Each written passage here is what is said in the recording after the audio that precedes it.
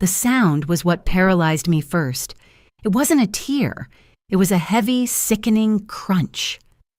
My mother, Evelyn, was standing over the custom quartzite island in my kitchen, holding a pair of heavy carbon steel poultry shears. Between the blades was my United States passport, or at least what used to be my passport.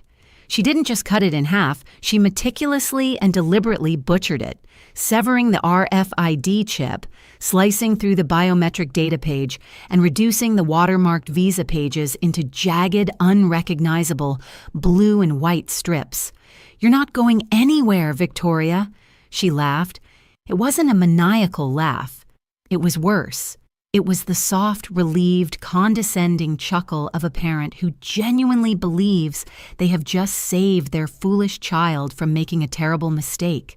When she opened her manicured fingers, displaying the 5-carat diamond tennis bracelet I had purchased for her 50th birthday, and let the shredded pieces of my federal identification flutter to the polished hardwood floor.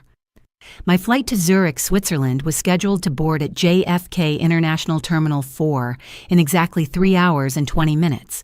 For the past 7 years, my life had been a grueling, sleep-deprived marathon. I had built a proprietary cybersecurity architecture from a laptop in a studio apartment into an enterprise software firm currently valued at over $50 million. But alongside that immense success came the invisible, suffocating tax of my family. My parents, Evelyn and Arthur, didn't view my company as my achievement. They viewed it as their personal, inexhaustible treasury. They lived in a sprawling, 6,000-square-foot colonial in Connecticut that my corporate entity leased for them. They drove imported luxury SUVs registered to my commercial fleet. Their premium, zero-deductible health care, their country club dues, their Michelin-starred dinners. Every single cent was funneled through administrative consulting fees, legally tethered to my primary domestic LLC. They loved my success. They paraded it at dinner parties. But what they truly loved was the leverage. They loved knowing that because I handled all the finances to keep them comfortable, they ultimately held the psychological reins. Until yesterday. Yesterday morning, a Swiss banking syndicate had officially approved the full acquisition of my firm. The buyout was staggering, a $45 million cash exit completely severing my ties to the startup. But European corporate acquisitions, especially those involving proprietary cybersecurity tech, are ruthlessly rigid regarding international fraud statutes. The contract had an absolute non-negotiable escrow stipulation. The funds would only be released upon my physical, wet ink signature, witnessed by a senior magistrate inside their Zurich headquarters by 8 a.m. on Monday morning. If I wasn't sitting in that leather chair when the clock struck 8, the exclusivity window shattered, the escrow dissolved, and the Swiss board would legally pivot to acquire my primary competitor. If I signed that paper, my domestic LLC would be formally liquidated. The corporate cards would go dark. The fleet leases would terminate. My new wealth would be locked inside a fortified, impenetrable European holding trust governed by Swiss privacy laws, entirely out of my parents' reach. They had figured it out. I still don't know if my father had bribed one of my junior accountants or if he had simply snooped through the printed term sheets in my home office during their surprise visit this weekend. But they knew the money was about to cross an ocean, and they knew they couldn't follow it. So they decided to physically amputate my ability to travel. My father, Arthur, was leaning against the heavy mahogany front door of my penthouse, effectively barricading the only exit. He was holding a crystal tumbler filled with my $800 Macallan Scotch, looking entirely too calm for a man who had just orchestrated a federal crime. "You should have brought this to the family board, Victoria," my father said, his voice dripping with that authoritative, boardroom baritone he used to make me feel small. "You know you aren't equipped to negotiate with European syndicates. They're sharks. They were going to rob you blind and leave you with terrible tax liabilities." I stared at the shredded blue paper on the floor. I could feel the adrenaline beginning to spike in my bloodstream, a cold rush of sheer disbelief. "The embassy is closed, sweetheart," my mother added, walking around the kitchen island, her heels clicking rhythmically against the floorboards. She poured herself a glass of San Pellegrino. "Even if you call the emergency line, a high-priority replacement passport takes at least 72 hours. The Swiss deal is dead." She took a slow, victorious sip of her water. The absolute arrogance in her eyes was suffocating. They thought I was a cornered animal. "So, here is what is going to happen," my father dictated, taking a step away from the door and pointing a finger at me. "You are going to unpack your suitcase. You are going to call your legal team and tell them you pulled out of the Zurich deal due to irreconcilable terms. And on Monday morning, we are going to restructure your domestic LLC. I will be stepping in as acting CFO with a 51% voting share, just to make sure you are protected from these reckless impulses in the future." It was a masterclass in psychological warfare. It was the ultimate, inescapable power play. You cannot board an international flight without a passport. You cannot pass TSA. You cannot cross borders. Without that little blue book, my $45 million exit was entirely physically impossible. They stood there in my living room, watching my face, waiting for the inevitable collapse. They were waiting for the tears. They were waiting for me to drop to my knees, to panic, to frantically dial my attorneys, to beg them for a solution, or to finally surrender and agree to their parasitic restructuring. That's when I looked down at the mutilated United States passport on the floor, and a profound, terrifying silence washed over my mind. I didn't scream. I didn't cry. I didn't scramble for my phone. I just smiled, turned my back on both of them, and walked slowly toward my leather carry-on bag resting on the velvet sofa. Because my parents had spent 30 years controlling every single financial and emotional aspect of my life, but they had been far too narcissistic to ever pay attention to the tedious, bureaucratic details of my grandfather's immigration history. My grandmother on my mother's side had crossed the Atlantic from Palermo in 1962. To my mother, Evelyn, the woman was nothing more than an embarrassing relic of a working-class past, someone whose heavy accent and calloused hands didn't fit the country club aesthetic my parents had spent their adult lives trying to project. When my grandmother passed, Evelyn only cared about liquidating her vintage jewelry, but I had cared about the paperwork. The brass zipper of my Tom Ford leather carry-on bag sounded impossibly loud in the dead silence of the penthouse living room. Evelyn watched me from across the quartzite island. Her condescending smile faltered just a fraction of an inch. The absolute certainty in her posture began to fracture as she realized I wasn't reaching for a tissue to cry into, nor was I reaching for my phone to call my lawyers in a panic. "What are you doing, Victoria?" Evelyn asked. Her voice was tighter now, the smooth maternal superiority entirely gone. "I already told you the consulate is closed. There is no emergency bypass for a destroyed passport. You're grounded. It's over." "I know the U.S. consulate is closed, Mom," I said smoothly, my back still turned to them. "And I know a federal replacement takes 72 hours. I wrote the risk assessment algorithms that flag international travel delays for my company's logistics software. You really think I wouldn't run a vulnerability check on my own itinerary?" I slid my hand into the concealed, RFID blocking interior pocket of the leather bag. "What is she talking about, Arthur?" Evelyn snapped, looking at my father. Now the panic was finally bleeding into her tone. Arthur pushed himself off the mahogany doorframe. He set his crystal tumbler of scotch down on the console table with a sharp, heavy clink. The ice rattled. The smug boardroom executive persona was evaporating, replaced by the instinctual aggression of a man who suddenly realizes the game board has been flipped. "Victoria, stop playing games and look at me," Arthur commanded, his voice dropping into a harsh, authoritarian bark. I am stepping in as acting CFO of your LLC on Monday. That is not a negotiation. You are not leaving this apartment." I turned around slowly. I didn't raise my voice. I didn't need to. I just held up my right hand. Between my index and middle finger was a pristine, burgundy-colored booklet, and the morning light filtering through the floor-to-ceiling windows caught the gold foil stamped into the textured cover. It illuminated the intricate crest of the European Union, and directly beneath it, the bold, undeniable typography, Repubblica Italiana. Evelyn stopped breathing. Her hand, resting on the kitchen island, began to visibly tremble. Arthur's eyes locked onto the burgundy book, his pupils dilating in sheer, unadulterated shock. "What is that?" Arthur demanded, taking a half step forward. "Is that a fake? Because if you try to cross an international border with a forged document, Victoria, you will be detained by Customs and Border Protection. You'll go to federal prison.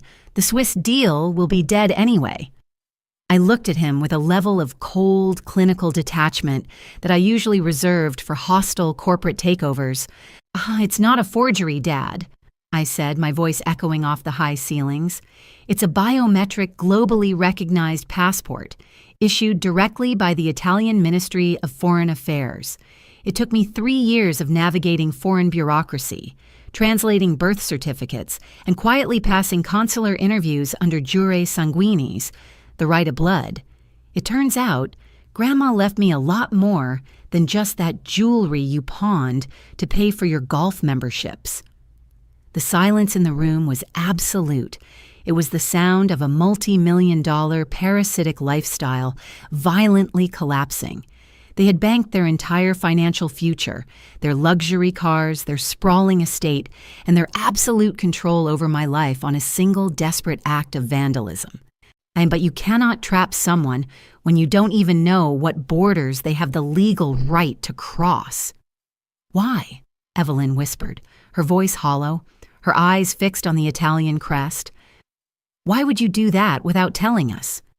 "Because international tax law for a European tech acquisition heavily favors dual citizens," I explained, delivering the procedural facts like a coroner reading an autopsy report. The Swiss syndicate required an EU-based entity for the holding trust to bypass a massive capital gains tariff. Becoming a recognized European citizen expedited the compliance. It wasn't a secret to hurt you, Mom. It was a $45 million corporate strategy that you were simply too ignorant to comprehend. I unbuttoned my tailored blazer, slid the burgundy passport into my interior breast pocket, and picked up my carry-on bag by its leather handles. The power dynamic in the room didn't just shift, it shattered into 1,000 irreparable pieces. I walked toward the front door. Arthur quickly moved back in front of the mahogany frame, widening his stance, physically barricading the exit. His face flushed a dark, dangerous shade of crimson.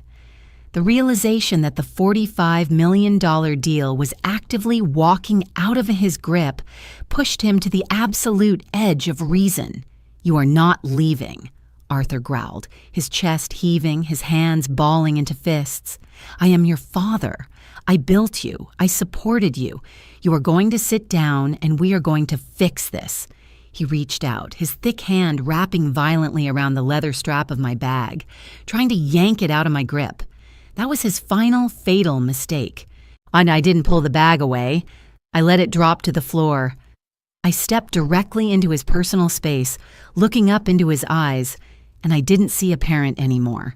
I saw a hostile liability. "Let me explain exactly what is going to happen in the next 60 seconds, Arthur," I said, my voice dropping to a terrifyingly quiet, surgical whisper. "If you do not move out of my way, I am going to press the emergency SOS bypass on my smartwatch. The police precinct is 3 blocks away. They will arrive in under 4 minutes." Arthur's jaw tightened, but he didn't move. "You wouldn't dare arrest your own father." "I won't have to," I replied, staring completely through him. "The state will. Because when they walk into this penthouse, I am going to point to the shredded federal document on my kitchen floor. Defacing a United States passport is a felony violation of 18 U.S. Code Section 1543. It carries a maximum sentence of 10 years in a federal penitentiary. I watched the blood drain entirely from his face. The boardroom arrogance was instantly replaced by the paralyzing, cold terror of legal reality. And while they are handcuffing you and Mom for federal destruction of property, I continued, my tone completely merciless, I will inform the officers that you physically barricaded my exit. That is unlawful restraint and false imprisonment. You won't be restructuring my company on Monday, Dad. You will be sitting in a holding cell, begging a public defender to negotiate your bail. Arthur's hand slowly, mechanically released the strap of my bag. He looked at Evelyn, searching for a strategy, a lie, on a manipulative loophole to regain the upper hand. But Evelyn was just staring blankly at the shredded blue confetti on the floor, realizing her masterpiece of sabotage had just signed their death warrant. Arthur stepped aside. He pressed his back against the wall, defeated, entirely stripped of his power. I didn't run out of the apartment. I picked up my bag, opened the heavy mahogany door, and walked out into the hallway, leaving them standing in the absolute ruins of their own arrogance. Because I had a transatlantic flight to catch and a very specific set of financial umbilical cords to cut.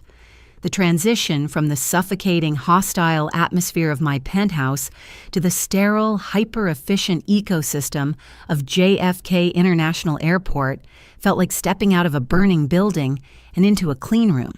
And I didn't look back as my black executive car merged onto the Van Wyck Expressway.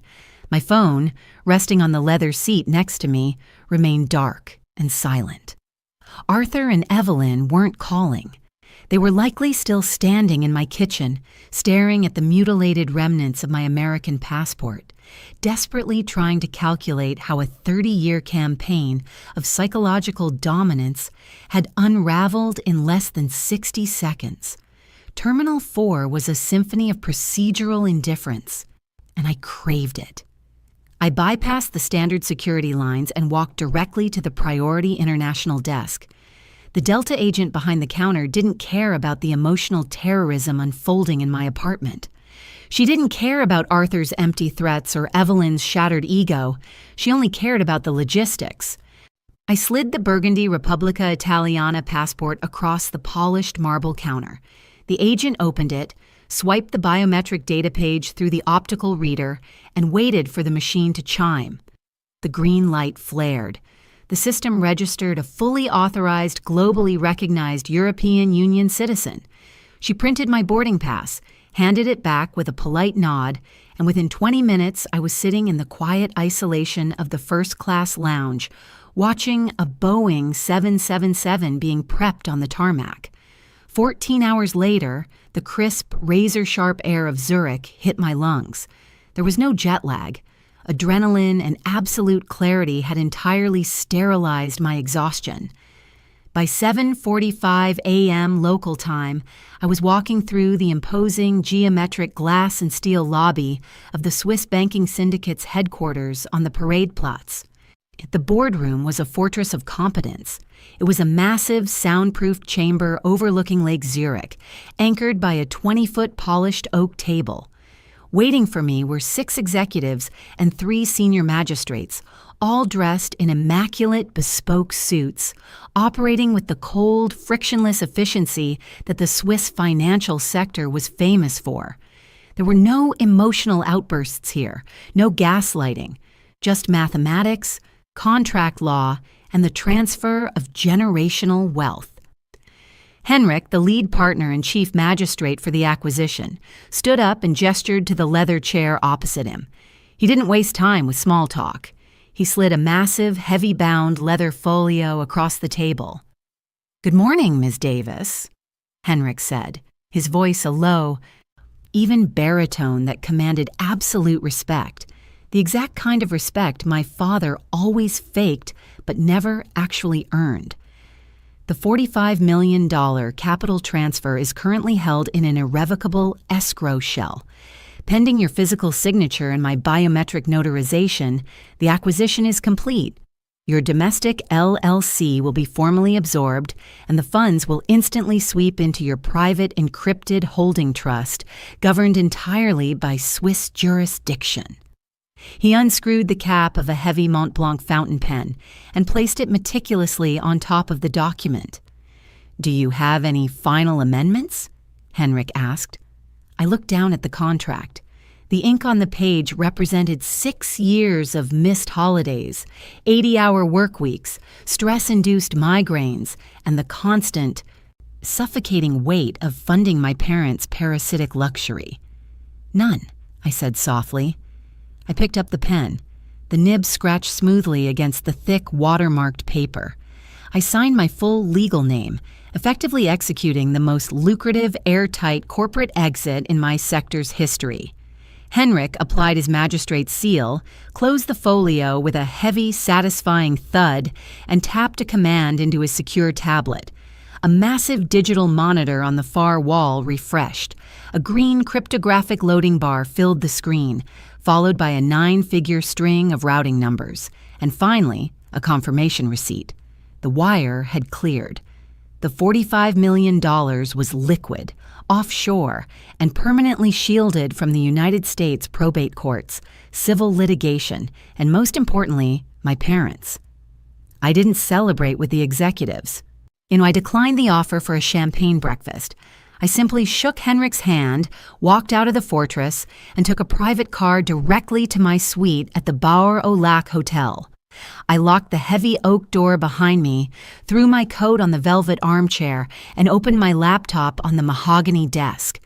It was time to execute the procedure I had been dreaming of for half a decade. My parents had undoubtedly spent the last 14 hours convincing themselves that my departure was a bluff. In their deeply narcissistic minds, they likely believed I had gone to a local hotel in New York to cry, and that by Monday morning I would return to the penthouse, defeated, ready to sign over the controlling shares of my company to my father. I opened my encrypted corporate banking portal. When I bypassed the main ledger and clicked directly into the subdirectory labeled Authorized User Liability Accounts, the interface loaded, displaying the 3 active platinum corporate credit cards tethered to my primary commercial line of credit.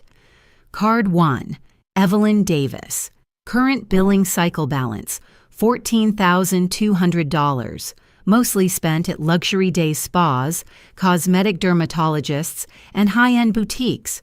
Card 2, Arthur Davis. Current billing cycle balance, $22,450. Country club initiation installments, imported cigars, and a custom tailor in Manhattan. Card 3, Davis Household Management. Current billing cycle balance, $8,900. I didn't lower their spending limits. I didn't place a temporary security freeze on the accounts to teach them a lesson or force an apology. I wasn't interested in parenting my parents. I was interested in amputation. And I checked the master authorization box selecting all 3 accounts. I moved my cursor to the red administrative button in the top right corner. I clicked revoke access and terminate lines of credit.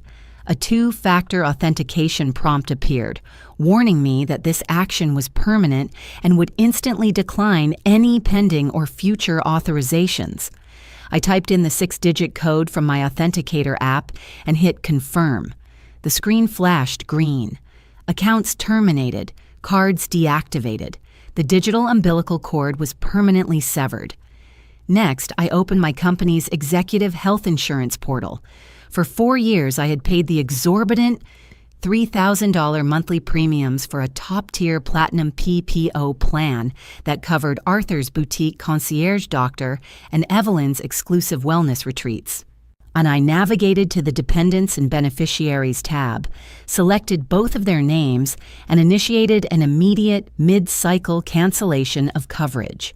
The system processed the request instantly, generating a digital certificate of termination. I leaned back in the plush hotel chair, listening to the quiet ticking of the antique clock on the wall. I had just dismantled their entire socioeconomic identity with 4 clicks of a trackpad. That's when my cell phone vibrated violently against the desk. It wasn't a phone call. It was a push notification from the primary corporate banking app. It was an automated real-time fraud alert regarding a transaction attempted in Greenwich, Connecticut.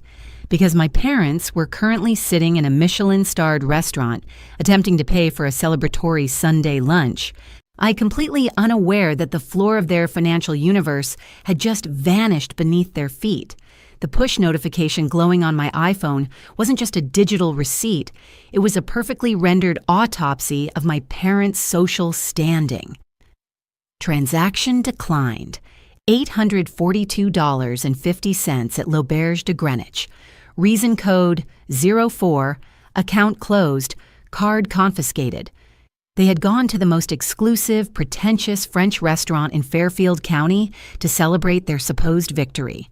They were sitting at a white tablecloth booth, drinking imported vintage champagne, entirely convinced they had successfully sabotaged my $45 million exit. 2 minutes later, the screen shifted. The notification vanished, replaced by an incoming call. The caller ID flashed, Evelyn, cell. I didn't answer it immediately. I let it ring. Then I walked over to the Nespresso machine on the marble wet bar, selected a dark roast capsule, and listened to the rhythmic, frantic buzzing of the device against the mahogany desk. I wanted the psychological weight of the silence to press down on her. I wanted the maitre d' to take another step closer to their table before I finally picked up the phone and swiped the green icon. "Victoria!" Evelyn hissed through the speaker. She was whispering, desperately compressing her vocal cords to keep the wealthy patrons at the adjacent tables from hearing the panic in her voice. Over the line, I could hear the faint, elegant clinking of crystal stemware and the soft murmur of a jazz pianist playing in the background. "Call your wealth management liaison immediately," Evelyn ordered, her tone a fragile mix of maternal authority and creeping terror. We just tried to pay the check, and the waiter handed me back the platinum card in front of the entire dining room. He said the POS machine flagged it and physically confiscated the plastic. Call the bank and clear the fraud alert. I took a slow, deliberate sip of my espresso, looking out the floor-to-ceiling window at the snow-capped peaks of the Swiss Alps. "It wasn't flagged for fraud, Mom," I said, my voice operating at an absolute clinical flatline. "It was terminated." Evelyn let out an impatient, condescending sigh, completely refusing to process the reality of the data.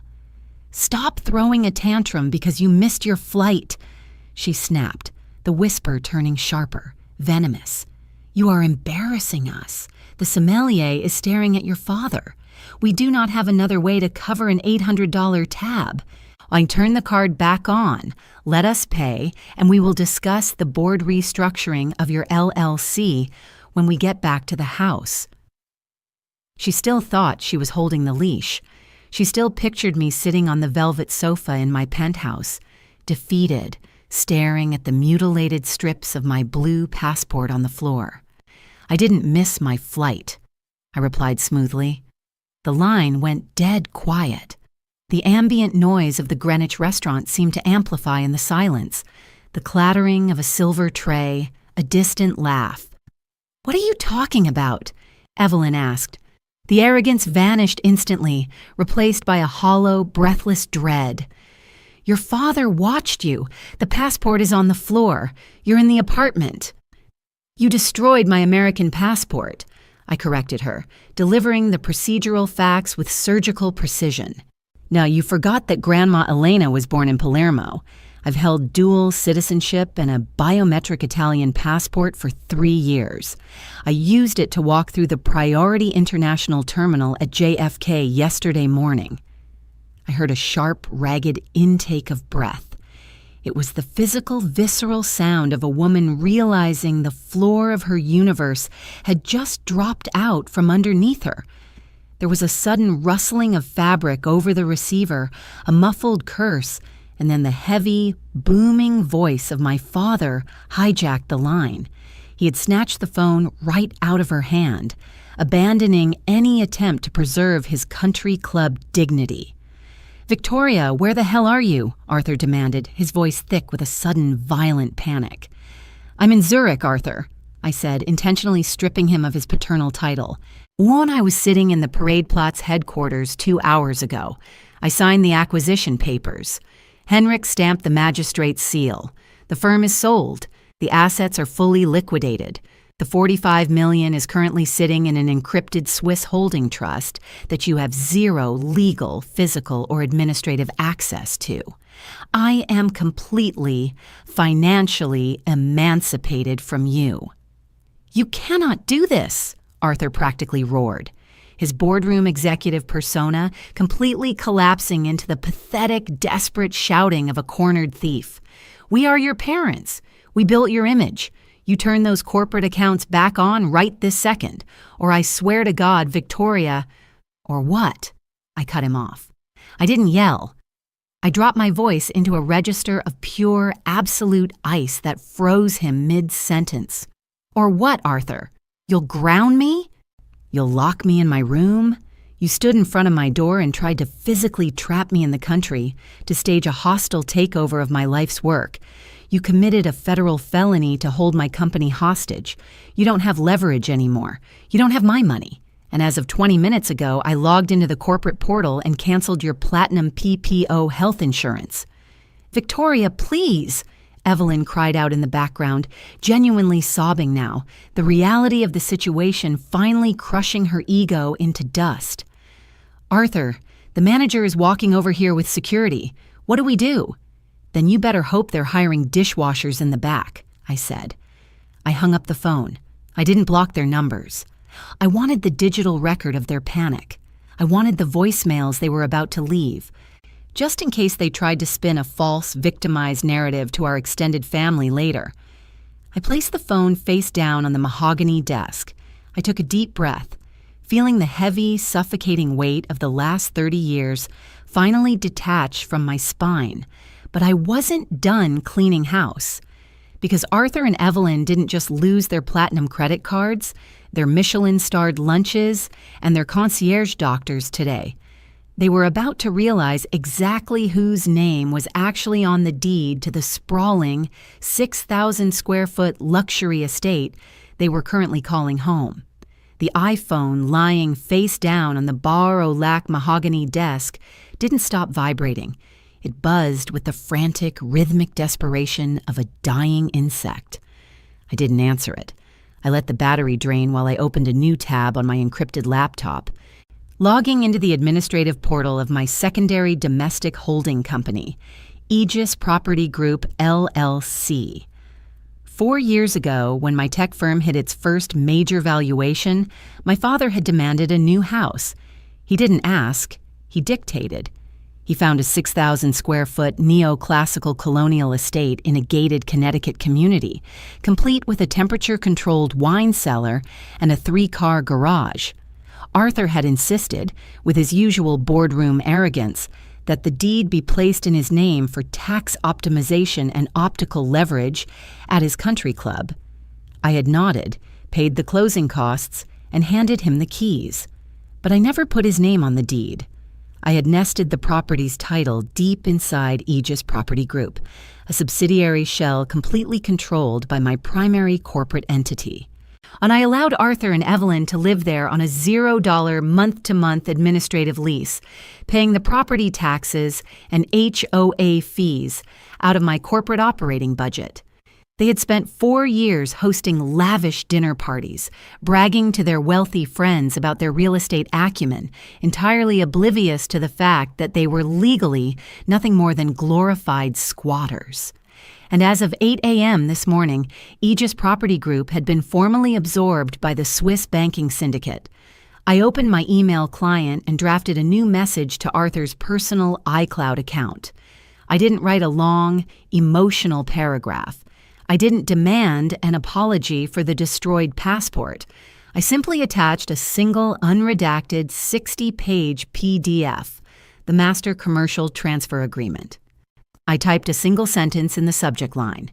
Check the attached addendum, then checked the Connecticut state eviction statutes. I clicked send.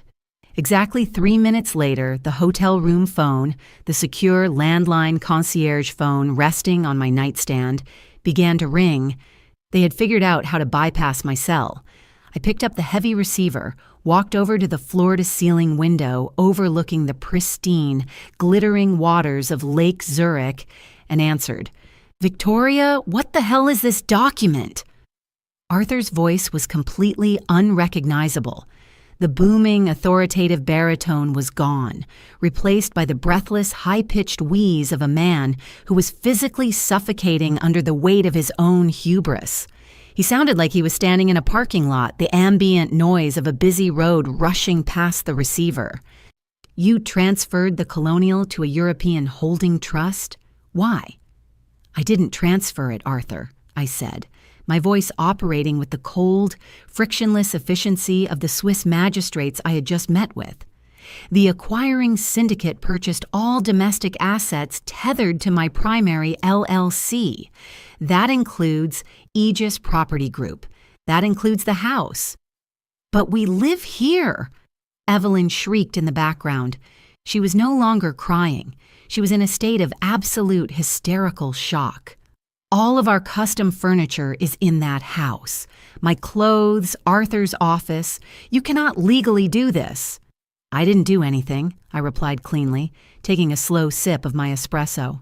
"But the new Swiss board of directors, the exact same board you tried to hostilely restructure this morning, has officially audited the company's real estate portfolio.